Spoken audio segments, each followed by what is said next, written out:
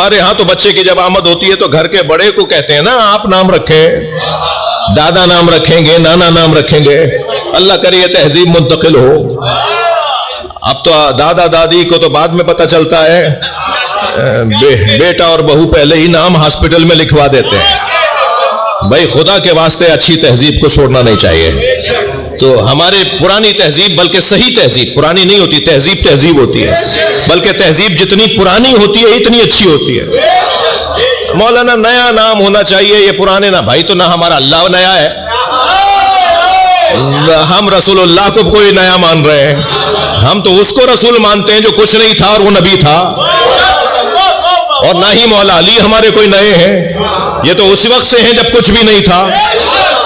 یہ کیا بات ہوئی؟ آسمانی نام ہے ائمہ اہل بیت کے، آسمانی نام ہے جناب زہرا کے، مگر ہمارے ہاں ایک آواز آتی ہے کہ سب نیا نام ہونا چاہیے، اور نئے نام کے وجہ سے جو ماحول بگڑتا جا رہا ہے، خود اماں ابا کو بھی 6 سال کے بعد کوئی پوچھ لے تو خیال آتا ہے کہ اس کا معنی کیا ہے۔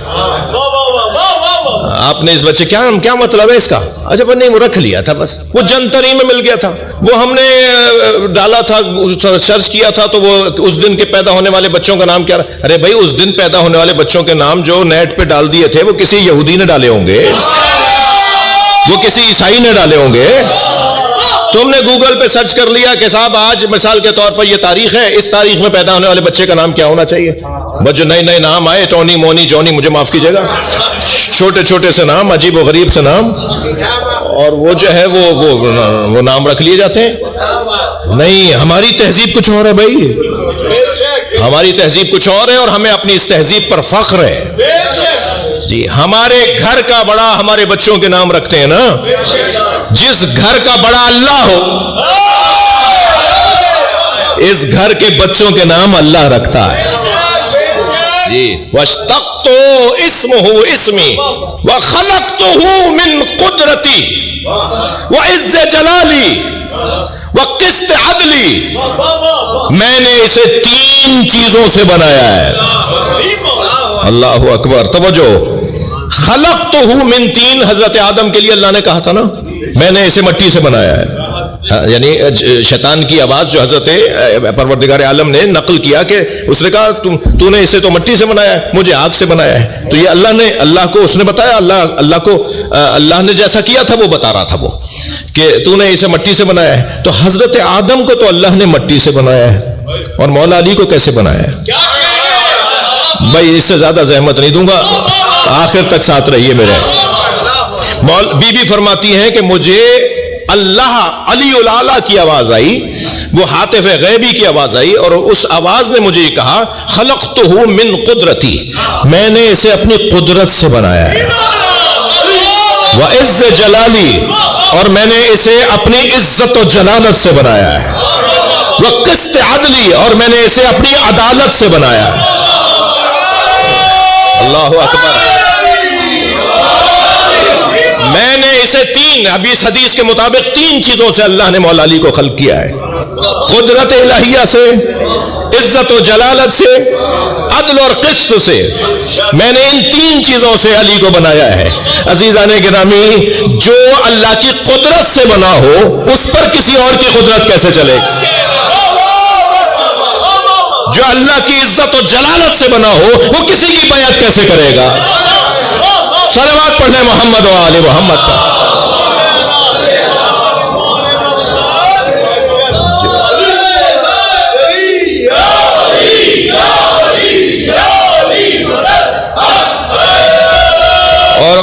اور بس آخری جملہ اس خطبے کے، میں نے کئی جملے چھوڑے، حضرت فرماتی ہیں، بی بی فرماتی ہیں کہ مجھے جو آواز آئی کہ میں نے اسے اپنی قدرت سے بنایا ہے، عزت و جلالت سے بنایا ہے، قسط اور عدل سے بنایا ہے، وَعَدَّبْتُهُ بِعَدَبِي، اور میں نے اسے اپنا ادب دے کر بھیجا ہے۔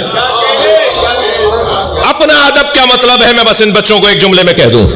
اللہ ارشاد فرما رہا ہے، بی بی اس کو نقل کر رہی ہیں کہ اللہ کہہ رہا ہے، ہاتف غیبی نے، علی الاعلیٰ نے مجھے بتایا کہ میں نے اسے اپنا ادب دے کر بھیجا ہے۔ ادب کا لفظ اگر بدل کے کہوں تو رسم و رواج، اطوار، طریقے۔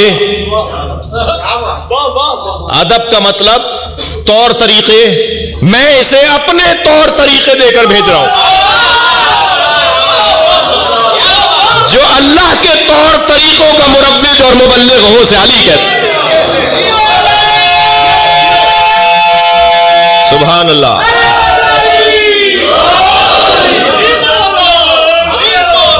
سبحان اللہ. اللہم صلی علی. اللہ کے طور اور طریقوں کا جو لے کر آیا ہے وہ مولا علی کی ذات.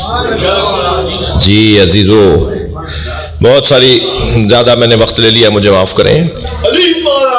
یہ کرم ہے ہمارے اوپر کہ ہم جسے اپنا مولا مانتے ہیں وہی مولا ہے. جی یہ میرا اور آپ کا اور ہمارے آباء و اجداد کا، ہمارے بزرگوں کا اس پاک خون کا اثر ہے. پاک خون کا اثر ہے کہ ہم اس دروازے پہ بیٹھے ہوئے ہیں. علی مولا کا ماننے والا، کیونکہ علی مولا کو اللہ نے اپنی قدرت سے بنایا ہے، کبھی بھی کسی قدرت سے مرعوب نہیں ہوتا.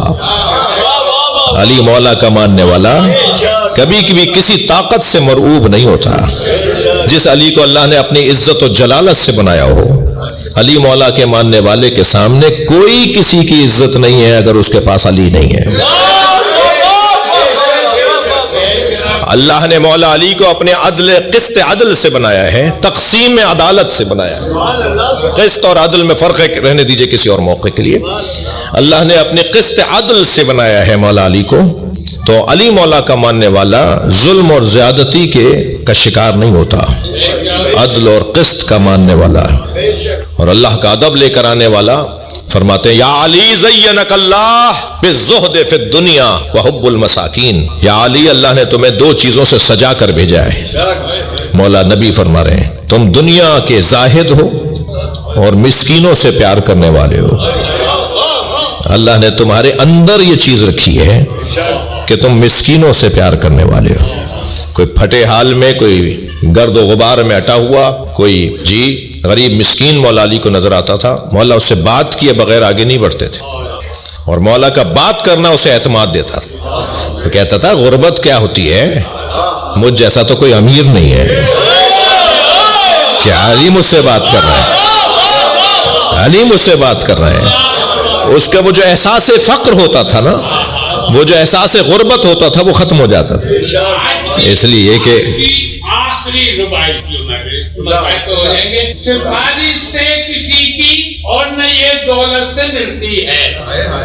علی کی نوکری انسان کو عظمت سے ملتی ہے. علی و فاطمہ کا در وہ واحد در ہے دنیا میں. توجہ، علی و فاطمہ کا در وہ واحد در ہے دنیا میں جہاں پر بھیک بھی ملتی ہے تو عزت.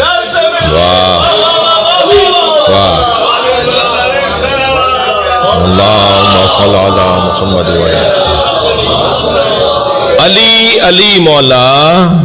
علی مولا قدرت الہی کا، علی مولا قدرت الہی کی زینت ہے. قدرت ہو تو ایسی ہو جس کا جلوہ علی بن جائے. علی مولا عزت الہیہ کی زینت ہے، علی مولا عدل الہیہ کی زینت ہے. اور جو وجود اللہ کی قدرت کی زینت ہو اس کی زینت جناب زینب. زین للعب، اپنے بابا کی زینت جناب زینب. جی ادرک اولادی یا اختی. مولا حسین فرما رہے ہیں میری بہن، میرے بچوں کا خیال رکھنا. اجرکم اللہ، اجرکم اللہ. اللہ آپ کو کسی غم میں نہ رلائے، سوائے غم اہل بیت میں ہمیں رونے رلانے والوں میں قرار دے. اے میری زینب، میرے بچوں کا خیال رکھنا. جناب زینب نے امام حسین کے بچوں کا کہاں کہاں خیال رکھا ہے. کبھی امام سجاد کو جلتے ہوئے خیمے سے لائے ہیں. اجرکم اللہ، اجرکم اللہ. عزادارو، دو سخت منظر تھے جناب زینب کے لیے. ایک قبر سکینہ سے جناب رباب کو اٹھانا، اس لیے کہ بی بی لے کر آتی تھی، بی بی پھر چلے جاتی. بیوی لے کر آتی تھی، بیوی پھر چل جاتی تھی، اور جب جناب رباب کو لے کر آئیں تو فرمایا زینب مجھے یہیں رہنے دو، میرا مدینے میں کون ہے، میرا والی کربلا میں رہ گیا، میری بچی زندان شام میں ہے۔ ایک یہ منظر جناب زینب کے لیے بڑا سخت تھا، اور اجرکم اللہ اجرکم اللہ۔ اور دوسرا منظر جو سخت منظر تھا وہ جلتے ہوئے خیمے سے امام سجاد کا لایا۔ ایک یزیدی سپاہ کا سپاہی کہتا ہے مختار علیہ السلام کے دربار میں جب پوچھا کہ تم بتاؤ کہ تم نے جو جو دیکھا ہے وہ بتاؤ تو تمہارے گناہ کو اور تمہاری سزا کو میں کم کر دوں گا۔ ہم سے بعض لوگ سوال کرتے ہیں نا کہ یہ روایات آپ کے پاس کہاں سے آئیں، تو ہمارے پاس روایات کچھ تو امام سجاد نے فرمائی، جناب زینب نے فرمائی، اہل بیت نے فرمائی، جن پہ گزری انہوں نے بتایا، اور ساتھ میں عدالتوں میں جو مجرم اقرار کر رہا ہوتا ہے، وہ جو اقبالی جرم ہوتا ہے، وہ جو اقبال کر رہا ہوتا ہے، اسے قبول کر رہا ہوتا ہے، وہ خود سند ہوتی ہے، وہ کہتا ہے میں نے کیا یہ کام۔ اب یہ نہیں دیکھا جائے گا کہ یہ تو خود عادل نہیں ہے تو اس کی روایت کیسے لے لیں، یہاں پر وہ ظالم کہہ رہا ہے میں نے ایسا کیا ہے۔ تو جناب مختار نے جب پوچھا نا کہ بتاؤ، تو ایک شخص نے کہا کہ میں نے منظر دیکھا کہ ایک بی بی ہے جو جلتے ہوئے خیمے میں جا رہے ہیں، اور جلتے ہوئے خیمے کی چوک سے جا کے اس کا سر لگتا ہے، پھر وہ راستہ بدل کے جاتی ہے، پھر چلتے ہوئے خیمے کی چوب سے جا کے ٹکراتی ہے۔ تو وہ کہتا ہے میں یہ سمجھا کہ شاید اس کے سر پہ کسی نے چوٹ ماری ہے، اور اس چوٹ کی وجہ سے اس کی آنکھوں کا نور چلا گیا ہے، اور اسے نظر نہیں آ رہا کہ آگے آگ جل رہی ہے۔ تو کہتا ہے میں دوڑتا ہوا آیا اور میں نے کہا بی بی تمہیں نظر نہیں آ رہا، آگے تو آگ جل رہی ہے۔ تو وہ خاتون مڑی اور مجھے دیکھ کر کہنے لگی یا شیخ انا لنا فیہا علیل، اس خیمے میں میرا ایک بیمار رہ گیا ہے جو اپنے پیروں سے چل کے نہیں آ سکتا۔ تو وہ کہتا ہے تب مجھے معلوم ہوا یہ علی کی بیٹی زینب ہے، اور وہ بی بی چلتے ہوئے خیمے میں گئی، اپنی پشت پر اپنا بیمار بھتیجا اٹھا کے لائے۔ جو حسین مولا نے فرمایا تھا میرے بچوں کا خیال رکھنا، ایک منظر تو یہ نظر آیا، دوسرا منظر اس وقت نظر آیا کہ جب سکینہ بی بی اونٹ سے گری، اجرکم اللہ اجرکم اللہ، تو جناب زینب نے اونٹ کے بٹھانے کا انتظار نہیں کیا، کھڑے اونٹ سے خود کو گرا دیا، اور گئی ہیں اس طرف جہاں سے قافلہ آ رہا تھا، اور آوازیں دیتی جا رہی تھی سکینہ کہاں ہو، میری بچی کہاں ہو۔ تو کیا دیکھا، ایک درخت کے سائے میں ایک برقعے میں ملبوس بی بی ہے، اس کی گود میں جناب سکینہ سو رہی ہیں۔ تو جناب زینب کو دو تعجب ہوئے، ایک تعجب تو یہ ہوا یہ کون ہے جو ہم پہ رحم کر رہی ہے، ہم پہ تو کوئی رحم ہی نہیں کھاتا، اور دوسرا تعجب یہ ہوا کہ سکینہ تو کسی کی بھی گود میں نہیں جاتی، جب قافلہ ٹھہرتا ہے تو ماں بھی آگے بڑھ کے کہتی ہے بی بی میری گود میں آ جاؤ، تو سکینہ کہتی ہے مجھے تو بابا کی گود میں جانا ہے، پھوپھی زینب کہتی ہے میری بچی میری گود میں آ جاؤ، کچھ دیر میری آغوش میں آرام کر لو، پھر قافلہ ہوگا، پھر رستے ہوں گے، تو کہتی ہے مجھے تو بابا کی گود میں جانا ہے۔ یہ ہماری بچی تو کسی کی گود میں نہیں جاتی، یہ کون بی بی ہے جس کی گود میں سو گئی ہے؟ آگے بڑھ کر کہا بی بی میں فاطمہ زہرا کی بیٹی زینب ہوں، میں تمہیں جنت کی بشارت دیتی ہوں، بس مجھے اتنا بتا دو کہ تم نے ہم پر رحم کیوں کیا، مجھے اتنا بتا دو یہ بچی تمہاری گود میں سو کیسے گئی۔